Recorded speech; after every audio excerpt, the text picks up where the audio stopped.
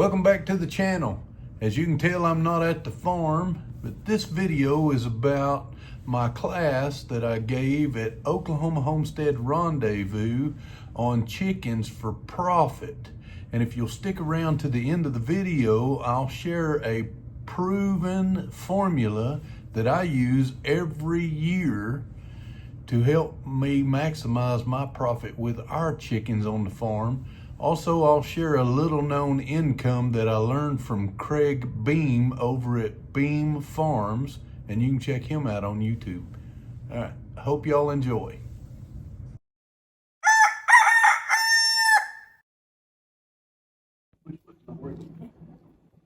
So first, I want to tell you about my first experience with chickens. We go to the big box store, Tractor Supply-ish type store, not Lowe's. Most people say Lowe's, Walmart, right?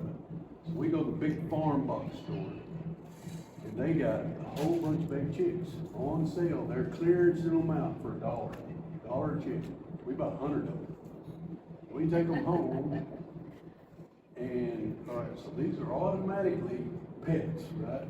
My wife Dina, most of y'all met up front of the cashier at the desk, and she's like, this one's Ralph, and that's Jill, and that's Jill. She's trying to name them. Well, that's the first problem on a farm. And I could tell another story, lots of stories about that. But anyway, they turn out to be Cornish cross chickens. You know anything about Cornish cross chickens? They're meat birds. They're meat birds that are bred to grow really, really fast. The way they're bred, it's a three-way laboratory cross. I'll talk a little bit more about that in a little bit. But because of that breeding, the way they're bred, they grow so fast that their entrails literally will not support life after they get so big. So we fed the neighborhood dogs, the neighborhood varmints, the coyotes. Jack didn't get any of them. They were pets. I wasn't allowed to eat them, so we went from 100 chickens, oh how cute, to what is going on? They just fall over and die. And the cows got 10 last night, you know, and literally in 3 months we didn't have any more chickens. That was our first chicken experience. But that's not. If you'll stick around till the end, which I hope you do, I'll share with you my proven formula that I use every year. This one tactic every year pays for all the feed I use for 100 plus birds every year long, every year, or not. And you can do it just like I do, as easy. And then I'll also share a little known income stream that a lot of people, it's getting more and more popular, but a lot of people don't know about it. That comes at the end. It's not a long presentation. We're already on like slide 4 or 5, and it's only 12 slides. First thing you got to know about chickens is how to take care of them. It's not what we're in here for, so I'm just going to briefly cover that. Chickens need just a few things, especially in this environment. We don't have to add supplemental heat like I've got up there. You can add light, get them to lay eggs around a lot more, but I don't do that. I like the more natural, just let them do their thing. Just buy more hens if you want more eggs. That's my theory. Give them good nest, good clean nesting material, feed, water, roost, protection out of the wind and from varmints, the predators. That's really all it takes. They're so easy. They're the gateway drug to homesteading, right? You got to think about what are your goals? What do you want? Are you trying to make money with chickens? So that would make a decision on which way you go. Are you just wanting eggs for yourself? Well, if you just want eggs for yourself and your family, my rule of thumb is 3 to 4 hens per household member. So if you've got 4 members in the house, 12 hens roughly, or something along those lines. That because if you had chickens, not every chicken lays an egg every day. There are others that are better egg layers than others. So then you got to select what are your breeds. Are you wanting meat chickens? Are you wanting a useless chicken? Listen, the most expensive chicken I have seen sold was a Polish. It's called a Polish. I wish I'd have thought about that when I was putting this presentation together, and I put a picture in here. So Polish have the afro, right? If you wet that chicken down, it's big around. It is the phoniest no-meat chicken there is. It has no farm value. It is a ornamental, somebody loves chicken's chicken, right? The Tolbun Polish is a speckled. It's a white with red, brown speckles all over it. Beautiful bird, it really is. If you just want to look at them, $270 a piece at auction. The guy bought 5 hens and 1 rooster. All right, if you've ever been to a poultry auction of any kind, what normally happens is they bid them up, buy all the hens, and then they run the rooster back through and get him at a cheaper price. This guy wanted that rooster bad. He paid full price and everything for the rooster. So that, I mean, I'm not this chicken guy. I'm a meat and egg guy, right? So we're along the lines of Buff Orpington or something like that. You gotta pick your breed according to what you want out of it. You know your market first. If you want the market birds, you go investigate the market before you invest in it, right? I mean, you don't buy something without knowing about it. Do you want to go to auction? This is what I do a lot, auctions. You want a farm stand on the side, that's a key for a farm stand. I just robbed these pictures. These are not my pictures. These come right off the internet. Or farm to market, what am I trying to say? Farmer's market in the park, something like that. So figure out, or you want to sell meat. Now meat, in Oklahoma, there's an exemption called PL 9492. Will allow you to sell a certain amount of birds from your farm without having a food handler's license. If you want to do that, you've got to do one thing. You have to meet that requirement. It has to be USDA processed. That doesn't mean that there's still money in those birds, even if you pay for the $4 a bird USDA process and feeding. It doesn't mean that you have to pay for it. I know very successful people selling chicken meat that do pay for that USDA processing, but, excuse me, you can get your place USDA certified, not for the public. 2 key things: it has to be indoors, able to be sanitized, and on concrete. That's the key. I butcher most of my stuff on grass. I'm not selling it. Now, I sell you a live bird and you may pick it up dead packaged at my house. Just saying. So just for an example, let's say this is grass-fed, all natural feed, not even talking organic. Organic's a whole nother ballgame, it raises your price. But if that's grass-fed, all natural feed, free grazing, the whole 9 yards, that chicken will sell for $30 a bird. You can go to Walmart and get one that looks just like it for $7, but it's not equivalent. Not when you're watching what's gone into your food that's going into you. When you're paying attention to that, you compare your birds to Whole Foods, Sprouts, Trader Joe's, places like that where you buy the good healthy stuff that's certified that they've grown in a responsible manner. They're 30 plus too. And so that's the way you come in on the end. That's the way. It doesn't make sense because I can raise these birds on 8 weeks for $11 a bird. That's breaking down the feed cost. My cost to go get the feed. I buy feed at Tony's in Munster, Texas. That's the closest one around here. Tony's is an organic feed, but it can't organic certify it because he mixes it in a bin that's had feed in it that's not organic. So he calls it a natural feed. But that's where we get our food, our feed for our meat birds. If you cut 4 days off of that feed cycle, I did this once and it worked out great. My average bird on 8 weeks was 5 to 7 pounds.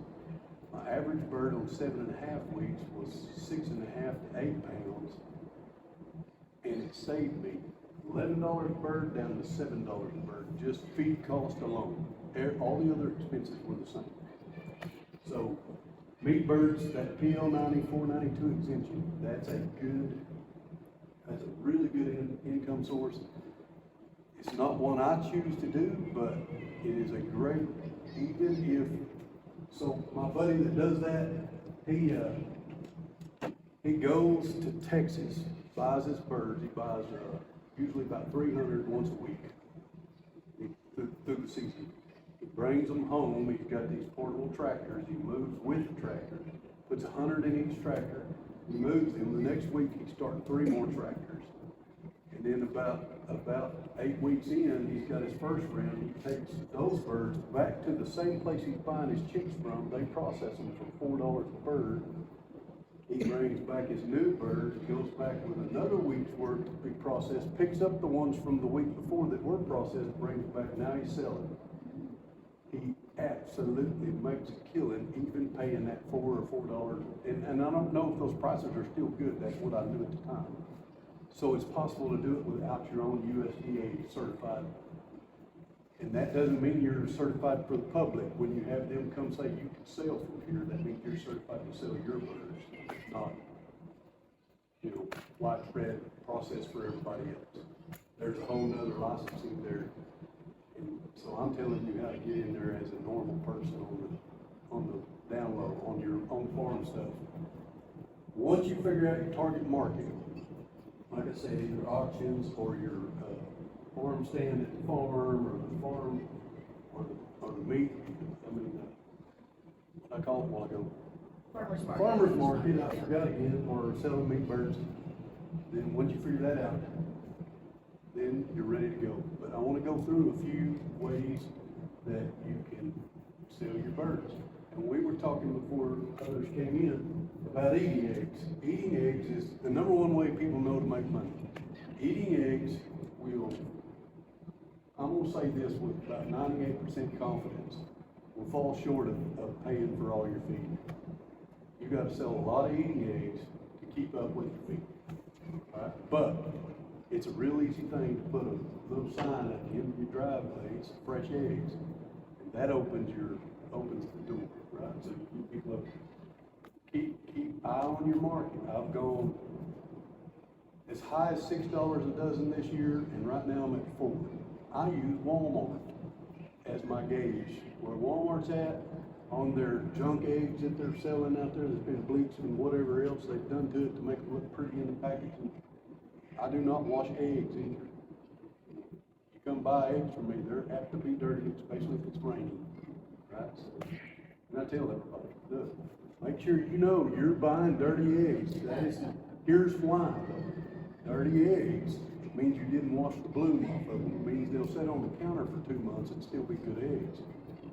If you refrigerate them, they'll go even longer. So, that's one market. Hatching eggs. I've got some birds I sell $50 a dozen for hatching eggs. Those need to be purebred. We got into a topic yesterday, as people questioned me, and, about barnyard mix. Well, barnyard mix is not a bad way to sell eggs, but barnyard mix hatching eggs, most of the time I'll get $10 a dozen. It's okay, it's still $10 I didn't have, and it's more than $4 a dozen for eating eggs. Same eggs, I just sold them differently. But here's a little trick that people don't know. Let's say you got a pen full of mixed chickens, right? And one key that you need to know about your mixed chickens is if you can identify the egg, like what breed laid it. Most of the time you can. Some breeds are really close and you can't, and so that kind of messes with you. But if you can identify, say you got a cream leg bar in there and you got an Americana in there, the cream leg bar is going to lay a light blue, the Americana can lay green, several different colors, but you can still tell the difference. And then you throw a black copper Moran hen in there that's going to lay the really dark eggs everybody likes. Then you put, this is my example, because this is what I'm doing right now, a Jubilee Orpington rooster over those. Now you've got a barnyard mix, but guess what you can say at auction or for sale? I've got a Jubilee Orpington cross with a cream leg bar. A Jubilee Orpington cross cream leg bar will bring 3 times the money a barnyard mix will bring. It's still a barnyard mix. You see what I'm saying? But you've been able to identify what that is. Specialty eggs. That's people, and I don't do this one. I haven't done this one. My wife really wants to. That's breeding for egg color and things like that, and breeding for $270 Polish tallbat birds. It's not what I'm doing, but my wife really wants to breed for those really dark egg colors. We're going to, because my wife really wants to breed for those really dark egg colors. Chicks, we're going to talk more about chicks, but chicks is one way to another income. I sell a lot of chicks. Chicks at the auction sometimes go a lot cheaper than chicks at the farm. Chicks at the farm sometimes go a lot cheaper than chicks at the auction. It just depends on the auction most of the time. My barnyard chicks at home are $5 a piece. My purebreds are 10. And I've even got my American breast, sometimes I get 12. It just depends on, I kind of watch the market, what it's going up and down. Meat birds we've talked about pretty extensively. Then you get down to breeding stock. Did you know that? You ever heard of somebody buying horse semen for a prize horse or a prize bull? They do that with chickens. If you're going to do that, let's say you've got the prize Jubilee Orpington. A lot of times this is associated with showing chickens too. But if you've got a prize Jubilee Orpington rooster and somebody wants him to sire some eggs for you, get a good contract. Make sure you're protecting your bird in your contract. I've got some friends that lost some birds and really couldn't do nothing about it because all they said, oh yeah, come get it, take it home. There was no recourse when the bird died, right? So anyway, if you're going to do that kind of thing, I didn't know it was a thing, but it is. People want those because guess what they're going to do? They're going to come in and try to sell these guys later at an auction because it came from this bird that won this at this show and blah, blah, blah. Feathers. Hobby Lobby, probably the biggest feather buyer in the world. People want feathers for arts and crafts and fishing, things like that. Now, manure caked feathers probably won't bring you top dollar. Take care of your feathers, clean them up before you present them to somebody.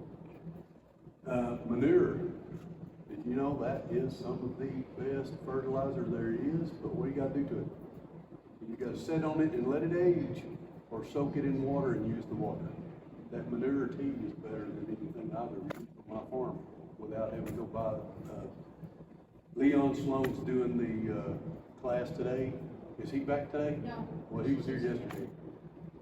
I bought his stuff. It's great. I went to his greenhouse and bought it. Chicken manure soaked in water works as good, in my opinion. Bone broth. Chicken bone broth is one of the healthiest things you can do. And if you ladies were over there when we butchered that first chicken, the fat on that thing would have made some incredible bone broth. That was one of the fattest chickens, and I didn't raise them. Them were Dwayne Hall's chickens. So bone broth, pet food, dehydrated, freeze-dried pet foods. A lot of people put chicken legs, which, why would you use chicken legs for your pet when you can make such good collagen-rich bone broth out of chicken feet, right? That's some of the best collagen you can get. Then you go into pickled eggs. My favorite is Cajun. If you want to bring them, I'll tell you if they're any good. I do a lot of pickled eggs. We sold a lot of pickled eggs. Matter of fact, pickled eggs was our gateway into learning law enforcement around food items. We didn't get in trouble, but we were pickling a bunch of quail eggs actually and labeling them, and it was a Cajun recipe, and we were selling them to my wife's uncle, which was a roadside peddler. He sold Rush Springs watermelons for years and years and years. He'd sell jellies and everything else, but one day one of them enforcement ladies rode up on him and said, "Can I see, certification for your kitchen where all this process, because you got to be in a certified kitchen." We didn't know that. We wasn't even labeling them. We was giving them with Sharpie on top. This is Cajun and this is whatever else flavor we had. So yeah, watch, like I said, I'm not giving you legal advice. Learn that stuff. Research your market, research your laws. Freeze-dried eggs, store for 25 years if they're in a Mylar bag and honestly believe this. I've never proved it. I've never heard anybody else talk about it. I really believe if you'll put them in a Mylar bag, vacuum seal them, and make sure, in a good vacuum sealer, I just got a new chamber vacuum sealer, and then store them in dark areas. I think they'll double that. I think you could eat them in 50 years. I'm probably not gonna be here to try it, so I'm gonna have to ask my grandkids to let me know. Maybe, I don't know, but I really do think you can extend it.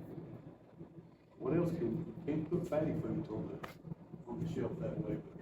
But this is one I'm not familiar with, soap and beauty products. It's around the chicken fat, and man, that first chicken I butchered yesterday was so oily. I had to wipe my hands off to get some of that. That was a good fat. I was thinking, this would taste so good the whole time we were testing that.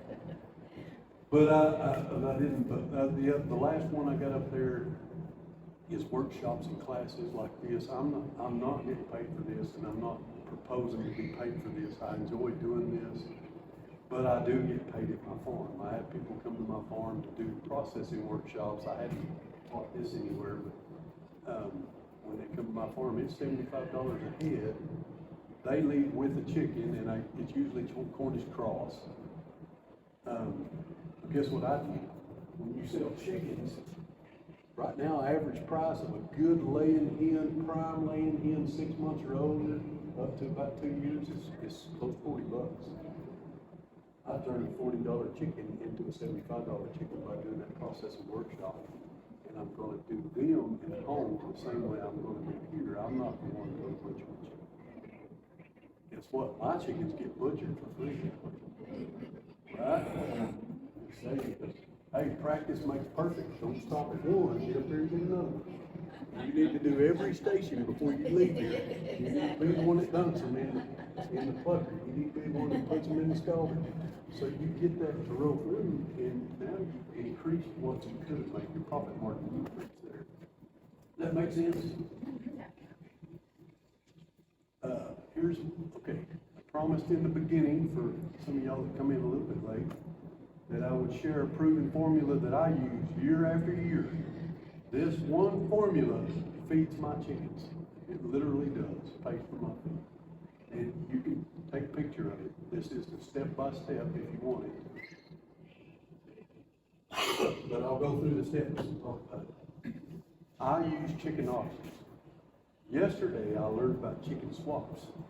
I've never been to a chicken swap, but I am going to try to look them up and find some. Chicken auction date. Here's what I mean by that. You find out where your local auction is. One thing, you just don't find that date. You find out what that auction sells the most, and I'm going to promise you it's going to be Orpingtons or Brands, some of your bigger, heavier, dual breeding purpose birds, dual purpose. So you go research, because specialty birds are specialty birds in the right market. I took specialty birds to the wrong market, and guess what I got? I got regular market prices for really high dollar birds. And I took it because I didn't want to take them back to the farm. But anyway, so research the market, find the date of the next auction. Back up 31 days. At that point, 31 days before the auction, you save your hatching eggs for 10 days. Purebred is what I'm talking about. They're usually best. I do the barnyard mixes too, because that's just extra birds to take, even though I know they're going to bring a lesser dog. All right, save those 10 days of hatching eggs, put them all in the incubator on day 11. Day 11's eggs to day 21 days, yes, day 21, so 11 days, you're saving eating eggs. You still got 10 days left in your hatching that are in the incubator at that point. So, and there's a debate, I'll give you. People say you can hold eggs 10 days, some people say you can hold eggs 6 days, 7 days, some people say 14 days. 10's my number. That's as long as I like to go. That's me. We like 7 eggs, change the formula a little bit. 7 days, change the formula a little bit to fit you. So now you've got hatching eggs in the incubator that you save the first 10 days. You've got eating eggs that you save for 11 days. Set them aside.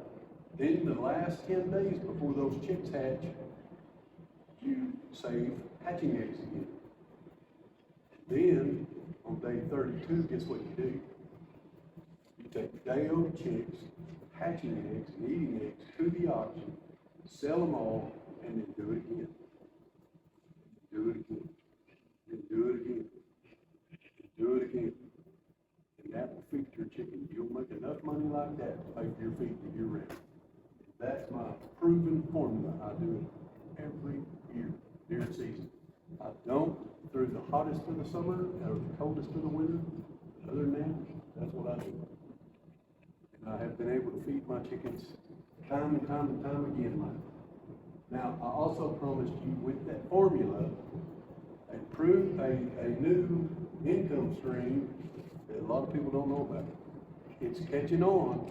People have heard about it, but rent a chicken. Have you heard of that? You go build you a cheap chicken coop like this right here. Advertise it on Facebook. Put 5 of your hens with that chicken coop, no roosters, because most times it's going to be a city folk. Us country folk probably wouldn't rent chickens. But they do it every day, every month in Oklahoma. They do this. And you write a contract. These people are going to rent it for so much. Do a little research, figure out what that. I'm not going to give you the prices, but I know I've got in my head about what it is. You rent it to them for 6 months. Contract says 6 months. At the end of the contract, they have a right to buy. And then they can either keep it, they pay you. If you go buy a coop or build a coop, they pay you for that coop's value plus profit. And they pay you an average of whatever your hens are valued. The rent from there up was already yours. If they say no, then some do. What do you do then? Clean the coop, take it back to the farm, sell the chickens.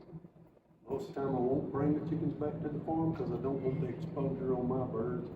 If you do, you can quarantine them a couple of weeks and you bring them back into the flock or re-rent them, whatever you want to do. But that was pretty new to me about a year and a half ago. It's a pretty cool business. And it blew my mind when he first told me. It was Craig Bean is who I learned it from.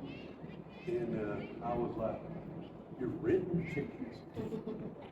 Really? Renting chickens? And it worked, guys. I started researching it. It worked. I have not done it, but I intend to. So that brings me to my last slide, which I think is probably where the meat and potatoes goes in this kind of class, is where you get to ask me questions, and I'll do my best to give you a good, honest answer. So what are some of your favorite breeds? My favorite, absolute favorite breed, Black Copper Marie. I don't have any of those yet. I want some of them. When chickens were $20 top dollar hens, I was getting $35 a bird for my Black Copper Marie. But I had some really good roosters.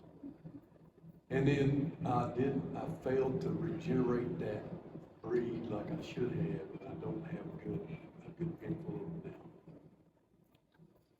now. I foolishly directed away from it. And so one of the breeds I'm working with now that I've learned a really good homesteading breed, popular throughout the U.S. doesn't necessarily mean it's popular in your market, right? American breast. Got a pen full of American breast. Paid $85 a dozen for hatching eggs. And I hatched 5 chicks out of 2 dozen. And they died the next day. And I called that farm up from Tuttle. I'm not going to tell you the name of the farm, but I called them up and I tell them it, and they ghosted me. No comment. So I will tell you this, step behind your stuff. If you sell somebody a dozen hatching eggs and they get 2 chicks for 5, it ain't no skin off your teeth to give them